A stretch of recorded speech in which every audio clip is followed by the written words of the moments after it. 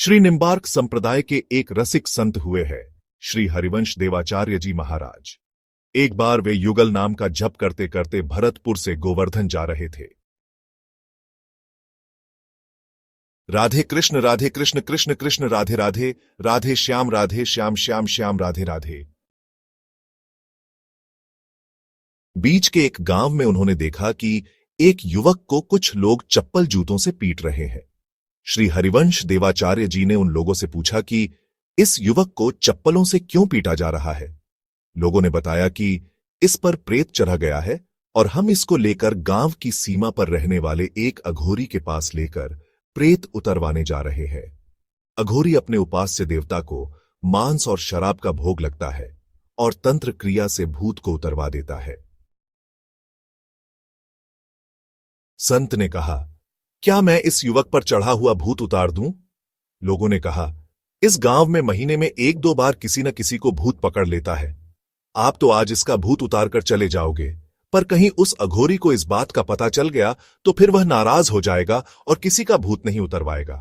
संत ने कहा, देखो, इस युवक की अवस्था तो बहुत दयनीय हो गई है। यदि अभी इसका भूत नहीं उतारा तो यह मर भी सकता है। तुम उस अघोरी को मत बताना, पर इसका भूत मुझे उतारने दो। लोगों ने कहा, चलो ठीक है, आप ही इसका भूत उतरवा दो।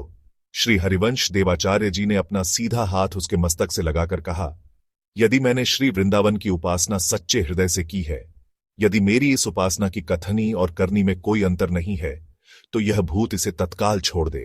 इस बात को सुनकर श्री हरिवंश देवाचार्य जी का हृदय द्रवित हो गया और उन्होंने अपना चरण उठाकर कहा, इस पदरज को लेकर अपने मस्तक से लगा।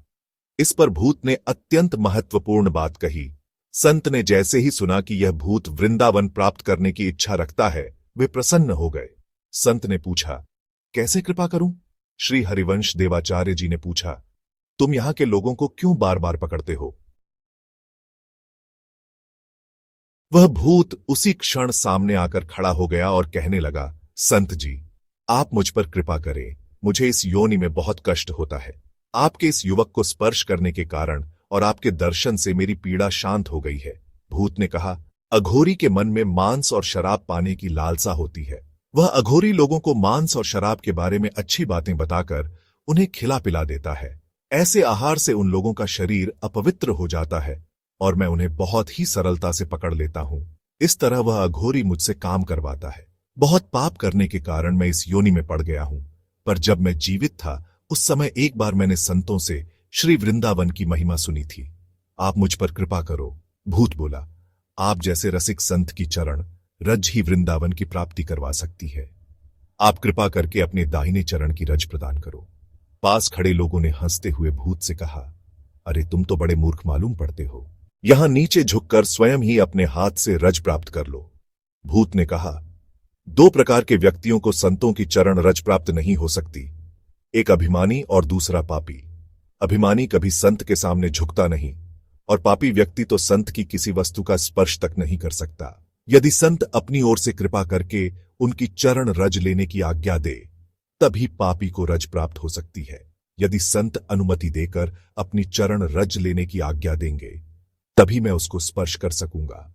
भूत ने जैसे ही उनकी पदरज अपने मस्तक से लगाई, वैसे ही उसने दिव्य शरीर धारण कर लिया और उसने संत को प्रणाम करके कहा, आपकी कृपा से मैं श्री वृंदावन को जा रहा हूं। इस घटना में भूत के द्वारा दो महत्वपूर्ण बातें बताई गई थीं। पहली, अपवित्र अवस्था में रहने वाले और अपवित्र वस्तुओं का सेवन करने वाले व्यक्तियों को भूत प्रेत सरलता से पकड़ सकते हैं।